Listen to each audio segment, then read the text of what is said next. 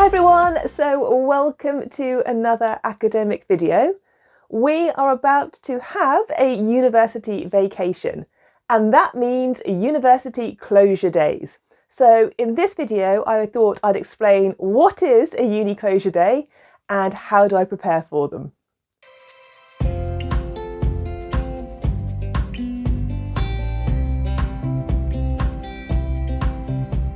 If you're new to the channel, hi, my name is Caroline. I'm a UK-based physics lecturer. And as I said, it's almost time for the university to shut down for the holiday period. So our undergraduate students have already finished. Oh, I had my last meetings with my PhD students last week. So really now we are into holiday mode. And the university has this thing called a university closure day. And essentially, it's exactly what it sounds like. It's a day when the campus is closed. Now, these are distinct from bank holidays. So over the holiday season, I'm going to be having a mixture of bank holidays, these uni closure days, and my own annual leave allowance in order to make up my holiday period.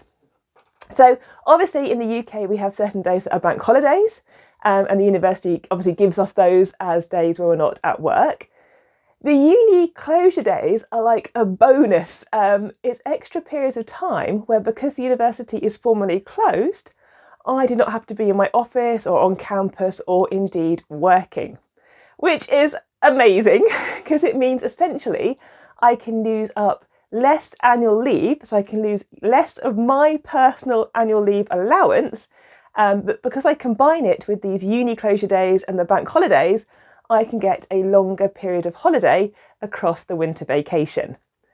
But there is something, of course, to consider, is that on a uni closure day, the campus is quite literally closed. So I can't just go onto campus, I can't just nip into my office, I can't just check on an experiment unless I've put some things into place beforehand.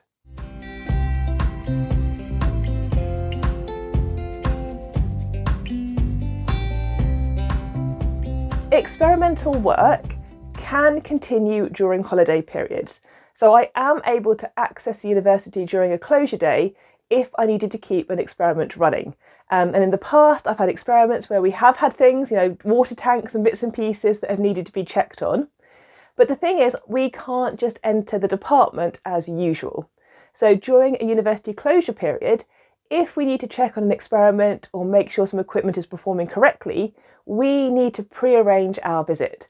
So there's various forms and a bit of a process to go through to make sure that A, we're going to be able to access the building on that university closure day, and also that the site, the campus, is aware that we're going into the building, that our campus security is aware that we're going to be there, just to ensure that we're all kept nice and safe whilst we're undertaking those checks on that particular day. Now, I try to avoid obviously going onto campus during university closure periods if I can. Personally, I think it's quite a good timely reminder that as academics and as lecturers and professors and researchers, it is good to step away from our email accounts and from our textbooks and from our revision and take a bit of a break, or at least mix up what we're doing. So here, I guess, then are my top tips of how I get ready in order to be able to enjoy the holiday period.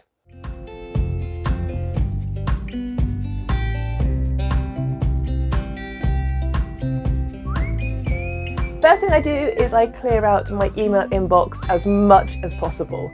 I try to deal with all the actions that are outstanding on my emails, file them out the way, delete the emails that are not relevant or that I've actually already actioned, just to make my email inbox basically have as few messages as possible for when I come back after the holiday period. So that's the first thing. Second thing I do is I check all the upcoming deadlines. So I make sure that I've hit my research grant applications. Have I done my deadlines for anything relating to university examinations? Is there anything that I need to make sure I remember to do when I come back after the vacation? If there is, I make a quick document of upcoming deadlines so I know what I'm going to be walking back into after my holiday period. Number 3 is I try to make sure that I've dealt obviously with any outstanding student actions. So if there's anything that needs to be fed back to a student, a report, a piece of coursework, helping them with a reference, I try as much as possible to clear those off my desk. I actually do a bit of a physical clear out of my office. So last week I did a bit of shredding. I went through my drawers. It's amazing how even working in a hybrid mode, paper and stuff can just accumulate. So yeah, I like to have a fairly tidy office, or at least for it to be organised. So yeah, I did some shredding, did some filing, just did some general sorting out of things so that when I walk into that office after my vacation, I'm walking into a clean, fresh space, not something that's got loads of piles of paperwork and stuff everywhere. And I guess one of the last things that I'll do before a vacation period is make a bit of a to-do list, just to remind me of things that maybe I was working towards or I want to pick up again after my vacation. So, if there is a abstract deadline coming up for a conference, or maybe I need to chase whether a paper reference went through, I'll just jot these down just then so that I can, when I walk back in after my vacation, pick up those notes and go, okay, this is what I was in my head at that point in time. Let's see how things are now and get cracking back into work.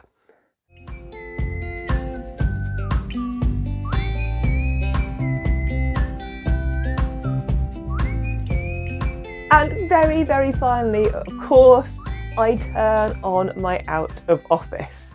I've done separate videos on this. As an academic, it's just so easy to check your university email accounts, to keep in contact through the holiday period with your colleagues. And actually, I think it can be really healthy and beneficial to actually just completely turn off the email interactions, at least for a period of time.